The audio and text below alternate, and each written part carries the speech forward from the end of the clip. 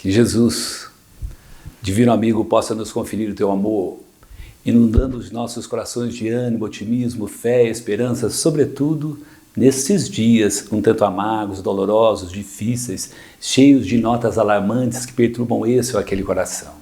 Mas a bondade celeste que nos agasalha vai continuar amparando a toda a terra, agasalhando os nossos corações, endereçando os recursos de que nós precisamos. É nesse clima de espiritualidade que nós suplicamos ao alto, possa inspirar os nossos corações a darmos sequência a essa tarefa singela desse dia que passa, desse dia que segue. 2000 anos atrás, a gente vai encontrar na cidade de Jerusalém um grupo muito grande que se propunha, os hebreus, os judeus, se propunham a celebrar ali a festa da Páscoa. A festa da Páscoa dos judeus era a libertação do cativeiro do Egito, onde ficaram por mais de 300 anos. Então, para lá, para Jerusalém, iam os cameleiros bronzeados do deserto, os vinhateiros de Gaza, os mercadores de Jericó, os homens do campo da Galileia, os pescadores do mar de então. E especialmente junto de Jesus, partindo da Galileia, partindo de Cafarnaum, numa distância mais ou menos de 135 a 140 quilômetros, romeiros desassombrados se dirigiam para celebrar a grande festa, a festa de Páscoa de então dos hebreus daquela época.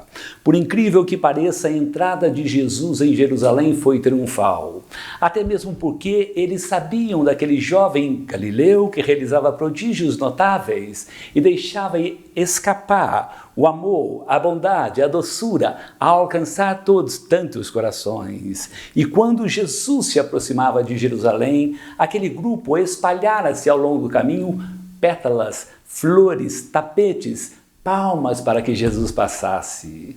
E quando Jesus entra em Jerusalém, acaba por despertar o ciúme, a inveja e a insegurança junto aos sacerdotes de então. E os sacerdotes logo se imobilizam para investir com uma inverdade contra Jesus. E de fato eles conseguem a tal ponto que terminam por prender Jesus. E nós vamos, claro, ver Jesus nesse dia terrível, nesse dia amargo, na Fortaleza Antônia, perto ali daquela praça, de frente àquela praça, onde se acomodavam milhares de pessoas. A Fortaleza Antônia é a residência oficial da autoridade romana, e Pilatos lá estava. A pressão fora tão grande que aquela turba ensandecida terminou por pressionar de tal forma que nós vamos ver Pilatos naquele gesto célebre de lavar as mãos e condenar Jesus à crucificação. Quando Jesus é condenado à crucificação, eles o obrigam a carregar o madeiro da ignomínia, que muitos dizem que tinha aproximadamente 70 quilos. E claro, deveria levar ao longo da Fortaleza Antônia até o Gólgota, até o Calvário, que ficava fora das muralhas, dos muros da cidade, numa distância de 600 metros. E lá empreender aquele dia amargo e doloroso, agora eles já estavam lá no Gólgota, lá no Calvário. E quando Jesus estava crucificado ali, naquele madeiro amargo, difícil, ao lado de Jesus haviam 2 malfeitores também condenados à pena capital, à pena máxima. Um desses malfeitores, ele tinha o nome de o arrependimento. O arrependimento batera no coração daquele malfeitor, daquele ladrão. Ele atendia assim pelo nome de Dimas, e ele pensava que aquela seria a sua última empreitada no crime. Ele desejava buscar ali alguns valores amoedados para ter um casamento feliz, sereno e tranquilo com sua noiva Esther, que estava ali naquele dia da crucificação. Mas eles foram alcançados por uma patrulha romana e condenados à crucificação. E como foram condenados à crucificação, em lágrimas, Dimas volta-se para Jesus e lhe diz: Senhor, quando estiveres no paraíso, lembra-te de mim. Não se esqueça do meu coração quando partires para o alto. E naquele momento, Jesus, voltando-se para Dimas, com doçura, com brandura, lhe diz: na verdade, te digo hoje, estarás comigo no paraíso. O estarás comigo no paraíso não significa que Dimas, logo depois do desencarne, iria para as culminâncias celestes, para o mundo da paz, para o mundo do amor, para o mundo das luzes, mas significava sim que ele deixava todo o passado de sombras para trás e olhava para frente para conquistar as luzes que renovam, as luzes que elevam o ânimo, o otimismo, para conquistar os celestes preceitos de Jesus, os preceitos do amor, do perdão, da caridade, da fraternidade, da humildade, da cooperação junto àqueles que estão ao nosso lado. E então Dimas, ele tinha isso no coração, ele desejava dessa forma, era ali um malfeitor arrependido. Do outro lado estava crucificado o ódio, estava crucificado o mau humor, a irritação, a revolta, e atendia pelo nome de Gestas. Ele era, na verdade, usava frases ali de palavras ásperas, palavras que corroíam, palavras que perturbavam, e chamava de Jesus: se és mesmo o Messias, liberta a si mesmo e liberta a nós outros. E disparava gargalhadas perturbadoras, gargalhadas horríveis, que certamente alcançavam o coração daquele grupo que lá estava. Aquele dia de Jerusalém acabou. Aquele dia de Jerusalém desencarnaram, perderam suas vidas todos aqueles que lá estavam naquele monte do Gólgota, naquele monte do Calvário. Mas nós vamos deixar esse dia que ficou marcado e registrado na história, e nós vamos fazer uma viagem no tempo e no espaço. Nós vamos deixar ali o Oriente Médio, nós vamos deixar Israel, e nós vamos atravessar todo o mar Mediterrâneo e nós vamos para a Itália. Nós vamos para a Itália, lá pelo ano 1200, numa região belíssima, numa cidade pequenina chamada Assis. E nessa cidade de Assis, que tem um horizonte encantador, maravilhoso, lá tinha um jovem. E esse jovem tinha um propósito: viver o cristianismo em plenitude, viver o cristianismo, reviver mesmo o cristianismo de outrora, o cristianismo da humildade, da caridade, da fraternidade, o cristianismo que ama, o cristianismo que perdoa, o cristianismo que socorre, o cristianismo do sacrifício, o cristianismo da renúncia. E ele, chamado Francesco Bernardone, conhecido como Francisco de Assis, passou a arrebanhar um grande número de corações que com ele queria caminhar. Muitos lá estavam, e eles criaram umas choupanas, umas casas muito simples, bem simples, para refletir ali a humildade que estava no coração daquele grupo.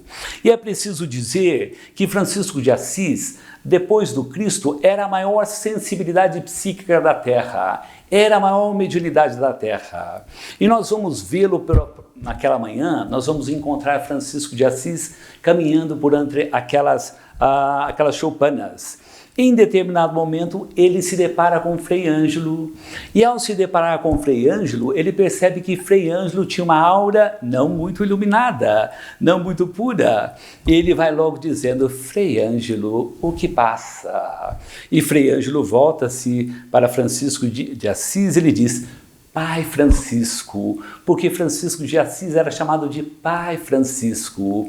O senhor imagina que hoje vieram 3 fugitivos das masmorras da cidade e eles me pediram, Senhor, para que eu lhes desse uma bilha d'água. E claro, para não comprometer-me com o criminoso, para não acompliciar-me com o crime, eu os enxotei, eu os mandei embora daqui. E falava de um jeito buscando ali a aprovação de Francisco de Assis. E Francisco de Assis, voltando com a doçura que lhe era particular, que lhe era peculiar, diz ali para Frei Ângelo: em nome da caridade, em nome do amor, em nome da bondade, pegue esta bilha d'água, vasculhe ali o entorno dessas colinas e oferte a esses 3 jovens, se os encontrarem, em nome do amor, em nome do perdão. E ele assim pega aquela bilha e sai e desaparece. Mas 2 horas mais tarde ele volta. E quando ele volta 2 horas mais tarde, ele vem acompanhado com os 3 fugitivos de então.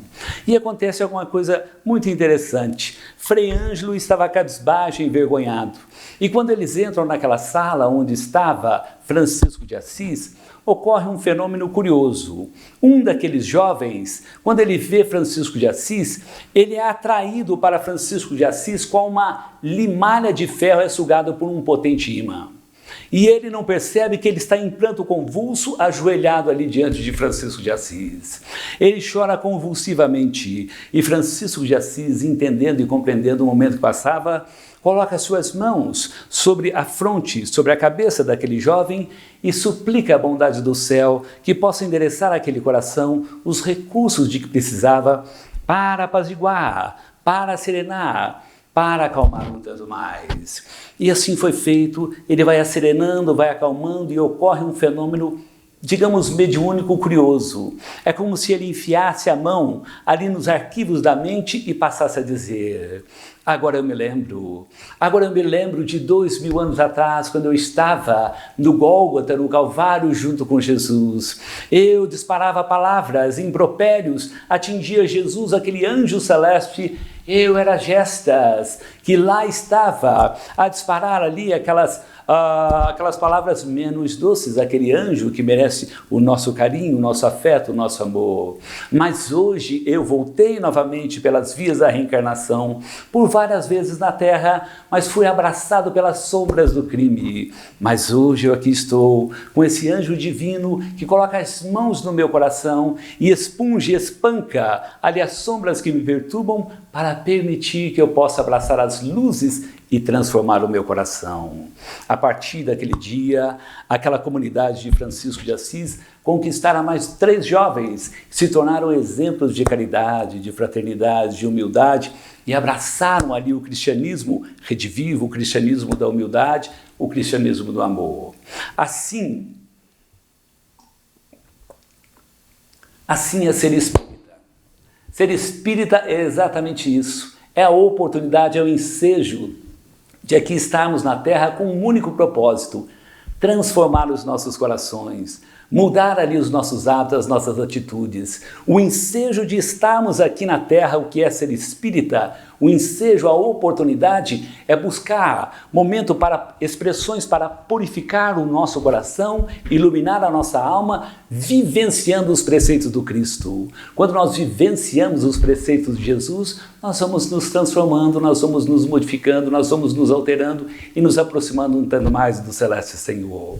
Então é imperioso nós que somos espíritas buscar viver esse evangelho da redenção, esses preceitos de Jesus, guardá-lo todo dia, toda hora e vivenciá-lo ao longo dos dias que seguem, ao longo dos dias que passam. E aqueles que se propõem a viver Jesus, guarde uma certeza: as mãos do Celeste Amigo irão lhe abraçar, as luzes do alto irão endereçar o teu coração a fim de conquistar aquilo de que precisa, as virtudes para aproximar-se um tanto mais da bondade celeste. Como Jesus não abandona, não desampara ninguém, nós nos recordamos também naquele dia de Cafarnaum, porque Jesus estava na casa de Pedro. Estava na casa de Pedro e aquela multidão suplicava a Jesus a bênção de um prodígio, de um milagre, de um socorro, de uma palavra doce, a acalmar, a serenar, a aliviar, a fortalecer sempre mais. E nós vamos perceber que naquele dia, a multidão, depois de muito lá estar, ela parte, ela vai embora. E quando ela vai embora, já era noite. Jesus segue até a praia. É preciso dizer que a casa de Pedro ficava bem próximo da praia, ficava de frente à praia do Mar da Galileia, que na verdade é um lago de água doces belíssimo. E lá, aquela noite, Jesus lá estava. E quando Jesus ali está à praia, Pedro surpreende o Cristo em lágrimas. Ele fica surpreso com aquele quadro e aproxima-se de Jesus e lhe diz: Senhor, mas por que choras? Hoje foi um dia que realizara tantos prodígios, tantas notas de bênçãos, benefícios, alívios, socorros, e o prodígio maior, tu fizera levantar aquele paralítico de outrora que estava preso, aquele catre infecto, imundo, nauseabundo por tantos anos, aquele influxo divino que escapara do teu coração, envolver aquele paralítico, e ele levantava, agora com vigor para caminhar um tanto mais. Então isso é motivo de celebrar, isso é motivo de júbilo, é motivo de alegria. E Jesus em lágrimas voltou voltando-se para ele, terá a oportunidade de dizer: pois então, Pedro, é por este rapaz que eu choro, é por este rapaz as minhas lágrimas. Nesta hora, este rapaz está indo aos lupanares da cidade, junto com algumas jovens equivocadas e infelizes, e ele está a dizer: agora que eu tenho vigor, agora que eu tenho saúde, agora que eu tenho força, eu quero fruir a taça do prazer até a exaustão. Ele mergulhar ali, sair daquela paralisia, ele que vivia a doença, expiação, a dor e expiação, como socorro para não tombar nos equívocos, ele voltava novamente para precipitar naqueles abismos de desregramento, de viciação, para atrair novamente a paralisia, que seria o medicamento para evitar que ele precipitasse em abismos um tanto mais sombrios. Não é diferente da história do mancebo rico. O mancebo rico, ele desejava a paz. Ele pergunta para Jesus: Senhor, como é que eu faço para conquistar a vida eterna? Na verdade, a vida eterna ele queria outra coisa. Ele queria uma vida de paz. Ele queria uma vida de harmonia, ele estava sedento de paz, ele não tinha equilíbrio, ele não tinha paz. Então ele pedia para Jesus: o que eu devo fazer, Senhor, para ter paz, para ter equilíbrio, para ter felicidade? É o que tantos de nós buscamos no dia de hoje. E Jesus volta-se para ele e dirá: vá, vende tudo o que tens, reparte com os pobres e terás um tesouro no céu. Depois vem e segue-me. Mas aquele jovem, como o jovem paralítico, ele tinha um coração preso às glórias da terra. Era mais forte buscar os tesouros do mundo do que os tesouros do céu, os tesouros imperecíveis de Jesus. Ele das costas abandona Jesus para tombar mais tarde na arena, perdendo a vida lamentavelmente. Então é imperioso notar e saber que ser espírita é guardar a certeza de que as mãos de Jesus, que as mãos do alto nos amparam e nos protegem quando nós pretendemos empreender esse caminho de transformar os nossos corações. E transformar os nossos corações, deixar o homem velho para trás, para conquistar o homem integral, o homem espiritual. Não é uma tarefa tão singela, não é uma tarefa tão simples. Ela reclama sacrifícios, ela reclama empenho, ela reclama esforço, ela reclama disciplina. E muitas das vezes nós, ou talvez eu não esteja preparado para tanto, mas vale insistir, vale persistir um tanto mais para registrar uma virtude no coração, para nos aproximarmos um tanto mais do celeste amor, da celeste bondade. É preciso dizer que quem é espírita não pode deixar de ser grato, de agradecer. E nós temos motivos para agradecer? Alguém até poderá dizer: não, eu não tenho motivo nenhum para agradecer. Eu acho que eu não tenho motivo para agradecer, mas será mesmo que nós não temos motivo para agradecer? Vamos fazer uma viagem pelo nosso passado e perceber que nós vamos visitar aquele amor, aquele socorro do amor, aquele ajuda do afeto, pleno de sacrifício, pleno de esforço, pleno ali de renúncia de nossas mamães e de nossos papais. Nossas mamães abandonaram ali o conforto, a facilidade para velar o teu coração a toda hora, a todo instante, e empreenderam todo o esforço para te ver feliz. Todo o empreendimento, todo o trabalho, toda a dedicação de mamãe e de papai foi para nos ver bem.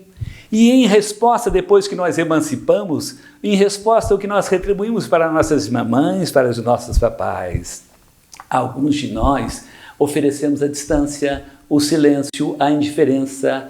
E isso dói tanto num coração de mamãe, isso amarga tanto um coração de papai. Os nossos corações amigos, papais e mamães, merecem a nossa gratidão. Vá lá hoje mesmo, como sendo espírita, abrace a título de gratidão por tanto que lhe fizeram, por tanto que lhe fazem. Então leve a gratidão, dê um beijo na sua mamãe, agradeça por tanto que ela tem feito por ti até hoje, até agora, e continuará fazendo sempre, não só aqui, mas também no mundo espiritual. Mas é preciso dizer que nós espíritas, nós temos que agradecer também a Deus. Será que temos que agradecer a Deus? De fato, Deus nos dá um presente celeste, um presente divino.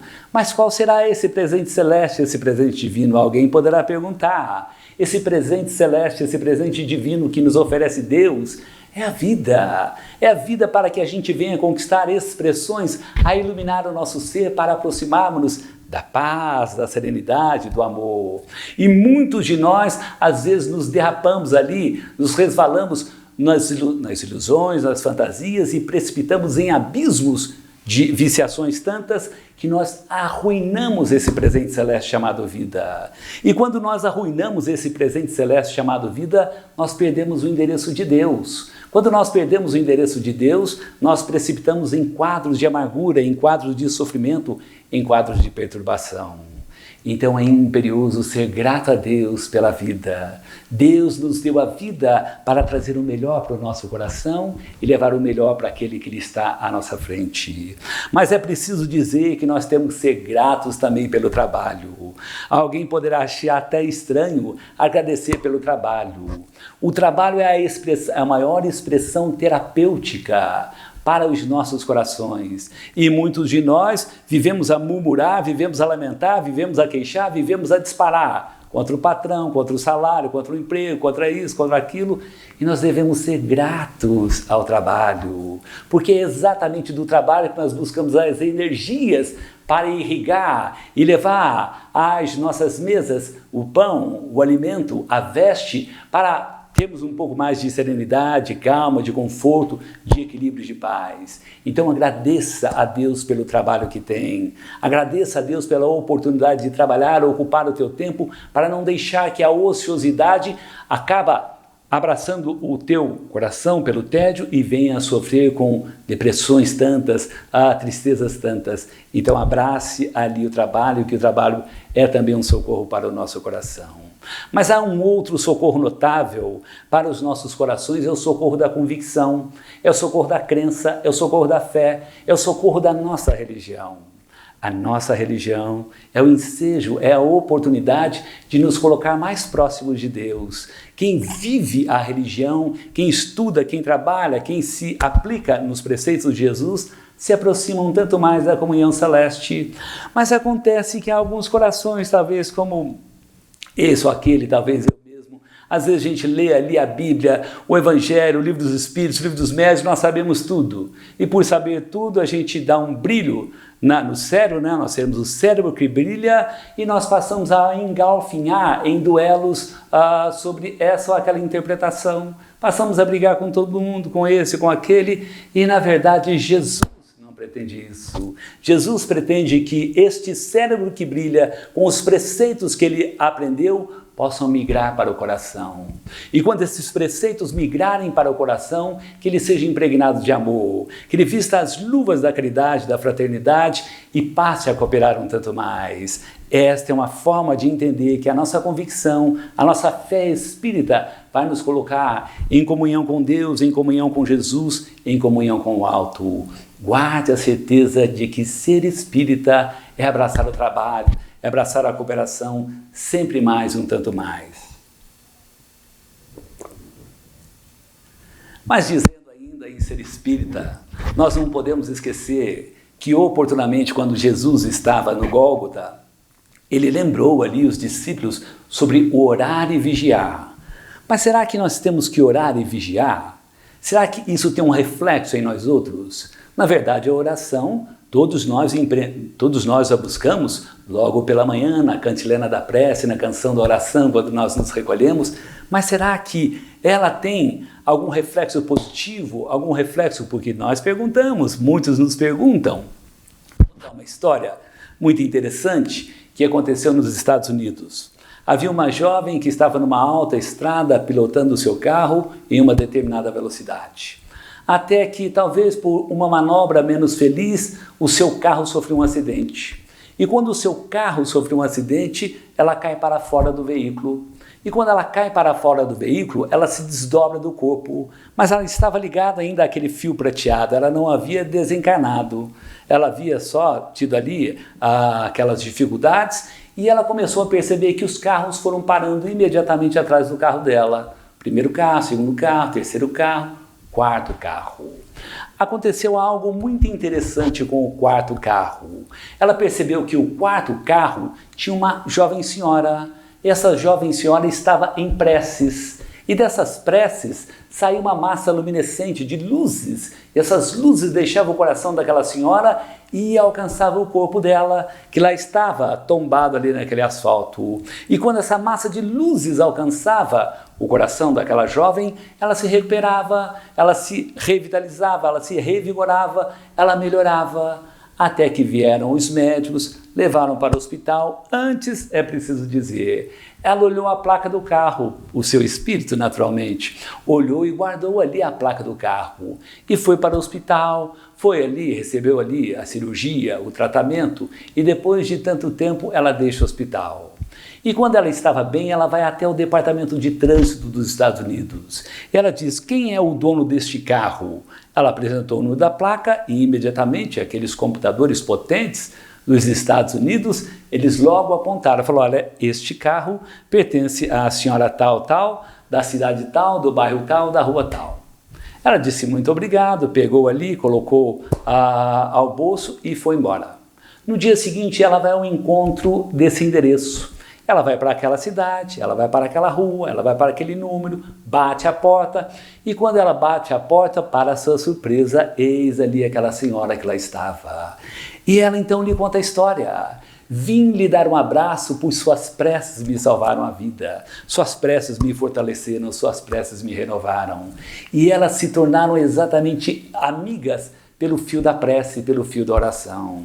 Quando nós formulamos uma prece, escapa de nós outros ondas mentais. E quando essas ondas mentais são impregnadas pelo nosso afeto, pelo nosso bom sentimento, elas ascendem para as alturas e onde vão elas recolhem os benefícios daquela brisa de amor e trazem para o nosso coração, para aliviar, para fortalecer, para renovar um tanto mais. Então é imperioso nós que somos espíritas habituarmos à prece. A prece é a oportunidade de ali acerenar um tanto mais os nossos corações, fortalecer um tanto mais o nosso momento. Não deixe de formular a prece. Mas além da prece, Jesus recomenda a vigilância. A vigilância das nossas atitudes?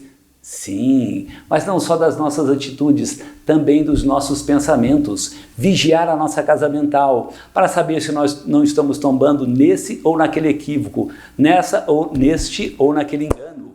É a nossa oportunidade de assim pensar, de assim refletir, que a gente possa entender dessa forma, dessa maneira, desse jeito. Quem é espírita, a palestra... Eu não disse, mas a palestra é o que é ser espírita. E existe uma bandeira no espiritismo que diz, fora da caridade não há salvação. Fora da caridade não há harmonia, não há serenidade, não há paz, não há felicidade. Fora da caridade não há equilíbrio. Então é imperioso nós guardarmos a caridade de forma muito natural ao nosso coração. Que a gente não seja indiferente à dor daquele que passa, à dor daquele que está ali tombado em dificuldades tantas, e nós sabemos que não são poucas. Mas eu me lembro que eu estava, certa manhã, indo para o trabalho, era mais ou menos umas 7 horas da manhã, quando eu passei pelo carro num bairro de casas até de um padrão até razoável, eu percebi, quando eu parei o carro naquele pare, percebi que uma senhora, mais ou menos de uns 55 anos, ela estava ali a revolver o lixo. Mudava o lixo daqui, mudava o lixo dali, tirava isso, tirava aquilo, e quando ela tirava o lixo daqui, tirava o lixo dali, aquilo me tocou o coração. Falei, meu Deus do céu, isso machuca a gente, porque eu me lembro dos meus filhos, eu me lembro da minha família. Ela certamente tinha filhos e lá estava revolvendo aquele lixo para levar uma sobra, para mitigar a fome dos filhos que lá estavam. E aquilo perturbou o meu coração. Perturbou o meu coração e eu fiquei assim um tanto entristecido, mas mesmo assim parti.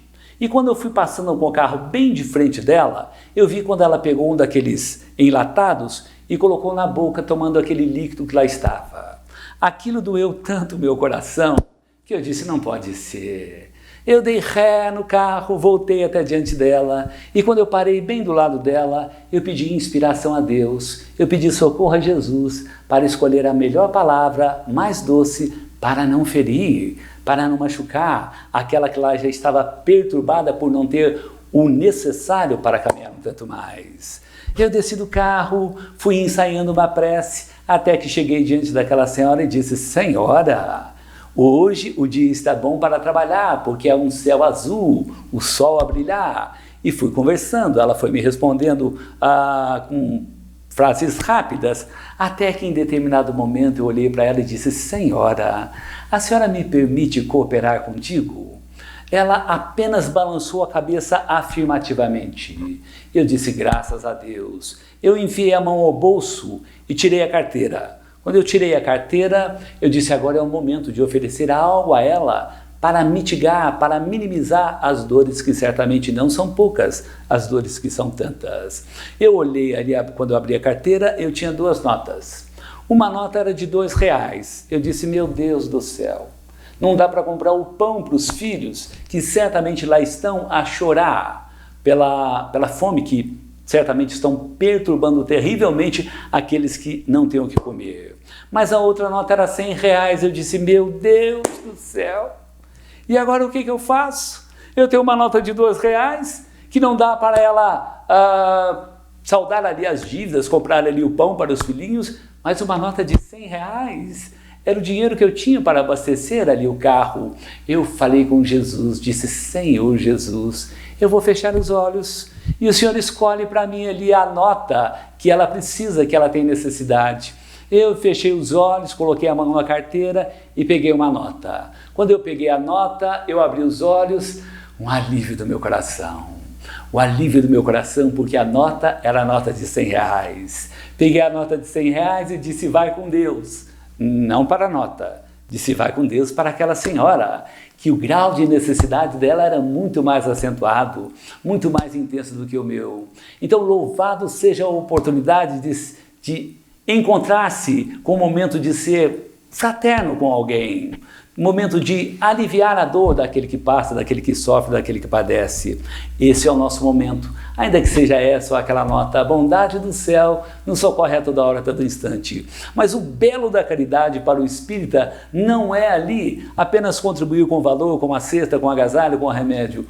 O belo da caridade é ver nascer novamente o sorriso da esperança, o sol a aquecer a coragem para aqueles corações caminharem um tanto mais. Isto é que é o belo da caridade. Quando nós buscarmos as mais doces palavras para encorajar, para animar, para consolar e para confortar, certamente nós teremos o nosso coração também amparado pelo alto. E isto é caridade e isto é ser espírita. Devo dizer também que no ano de 1845 até 1865, houve uma pandemia terrível na Europa. Essa pandemia foi a pandemia da cólera, a pandemia perturbadora que alcançava milhares e milhares de pessoas que perdiam a vida. Até que certo dia Kardec recebeu uma carta de um espírita de Constantinopla. E esse espírita de Constantinopla, ele dizia mais ou menos assim: Senhor Allan Kardec, Hippolyte Léon Delisle Rivail, senhor Allan Kardec, o senhor acredita que em Constantinopla mais de 70 mil pessoas morreram da cólera? A cólera é uma doença intestinal que é causada pela ingestão de água ou alimento contaminado, mais ou menos isso, e as pessoas sofrem. E ele dizia, esse leitor de Constantinopla, esse escritor, que em Constantinopla morreram 70 mil pessoas, menos os espíritas. Os espíritas não morreram. E dizia ele para Kardec, eles só não morreram porque certamente eles são espíritas. E o espiritismo ali foi a proteção daqueles corações. E Kardec, sensato e cortês, responde àquele senhor, responde àquele homem de Constantinopla, e diz e afirma que a doutrina espírita não é o antídoto para a cólera, mas a doutrina espírita reúne preceitos divinos que melhoram o nosso padrão moral, com reflexo sim no nosso campo físico. E hoje há diversos estudos que falam da relação de fé e saúde, de oração e saúde. Então é possível que muitos tenham se beneficiado com as meditações, com as orações. Mas naquele dia, naquele tempo, havia também um médico desencarnado e ele se manifesta ali na Sociedade de Paris. Quando ele se manifesta na Sociedade de Paris, ele vem falar da cólera e vem falar das recomendações para superar aquele momento. A primeira recomendação é exatamente a recomendação de hoje, é a higiene. Lavar as mãos com água e sabão. Claro, se tivesse aqui hoje o álcool gel, a máscara, o distanciamento social. E ele diz mais, uma das recomendações dele para evitar o medo. Porque o medo patológico, o medo doentio, quando ele se instala na pessoa, ele cria um regime de alerta muito intenso e leva a pessoa ao estresse.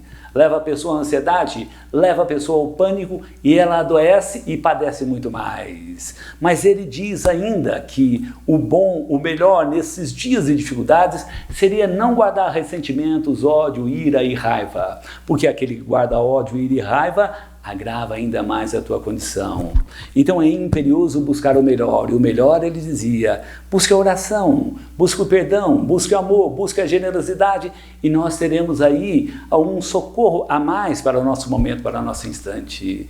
Então ser espírita, sobretudo nesses dias de pandemia, que a gente possa viver a caridade, com precaução, com prudência, que a gente possa estender uma palavra de amor, que a gente possa orientar da melhor forma, da melhor maneira, mas jamais se esquecer da prece, da caridade, da fraternidade, porque isso também é ser espírita.